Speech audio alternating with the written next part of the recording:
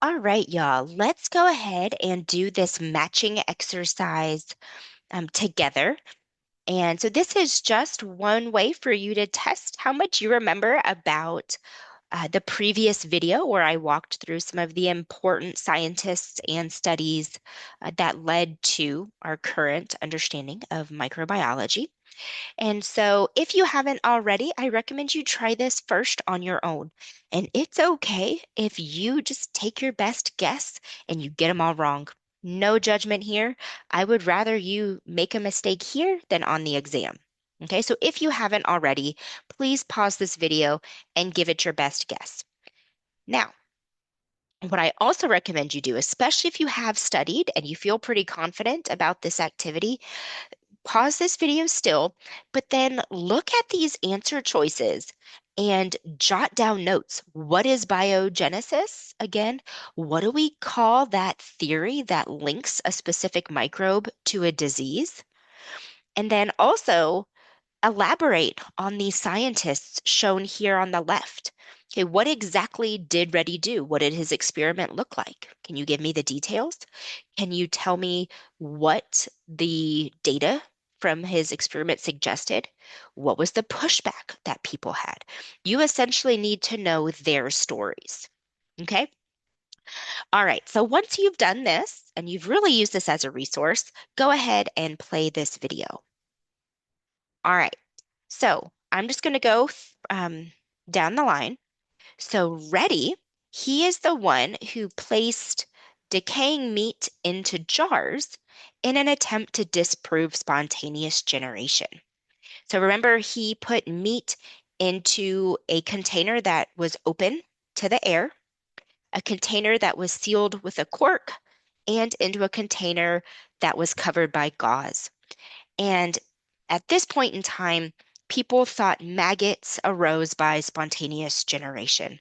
We now know they are just part of the fly life cycle and they develop from a fly egg, which can be really, really hard to see.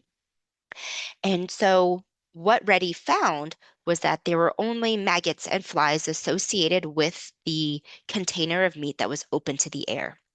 And so Reddy's argument was if spontaneous generation was true and accurate, we would have seen maggots in all three containers, right? They should have been able to spontaneously generate anywhere.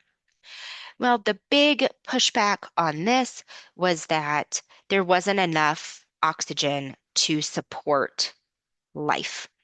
And said, even though spontaneous generation is true, there wasn't oxygen, so we can't possibly see it. Okay, that was what people said. And so it took a while for spontaneous generation to be abandoned. What helped with the abandonment of the spontaneous generation theory was when Virchow came up with the theory of biogenesis. So remember, bio, living things, genesis, think of like generate, right? So living things come from other living things. So again, this kind of goes back to cell theory. Cells arise from pre-existing cells. Okay.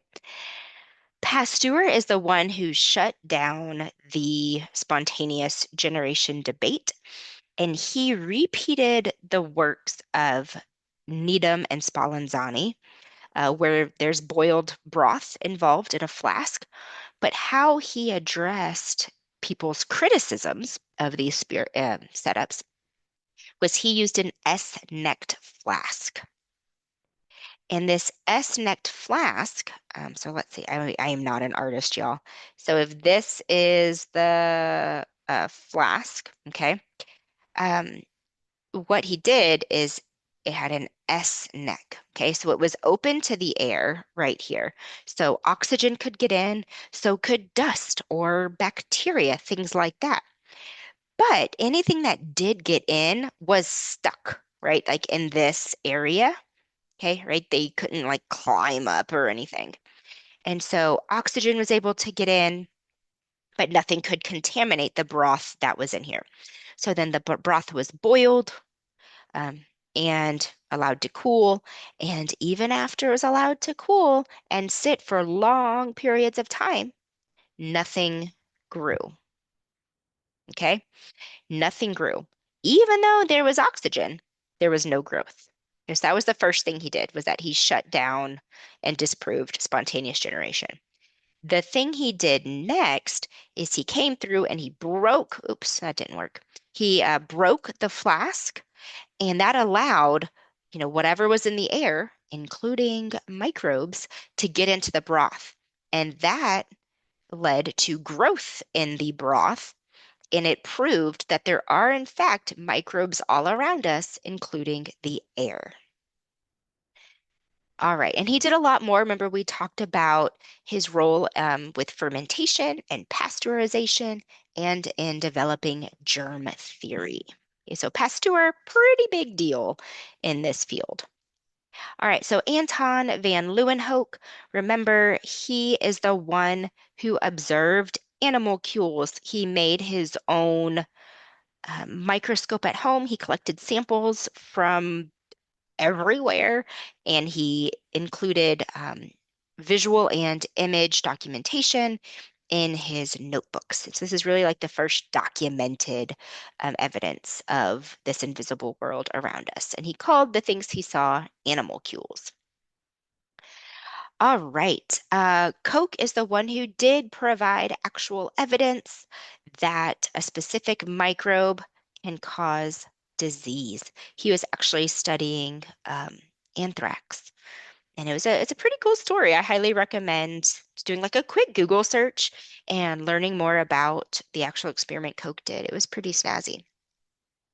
All right. And then last but not least, Jenner, in a questionable approach, he did show that exposing people to cowpox, which is strikingly similar um, to the virus that causes smallpox, but by exposing them to cowpox, people got cowpox, but then they didn't later get smallpox, even if they were exposed.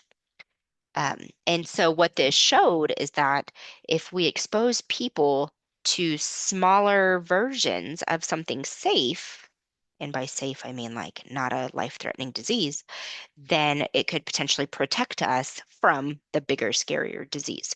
Okay. Jenner got lucky in some areas, and we'll talk a lot more about this in Unit 3. But what it really did was it laid the foundation for vaccinations, which we'll also talk a lot more about in Unit 3. All right, y'all, I hope you have a fabulous day. If you have any questions about this, please don't hesitate to reach out. Thanks, y'all.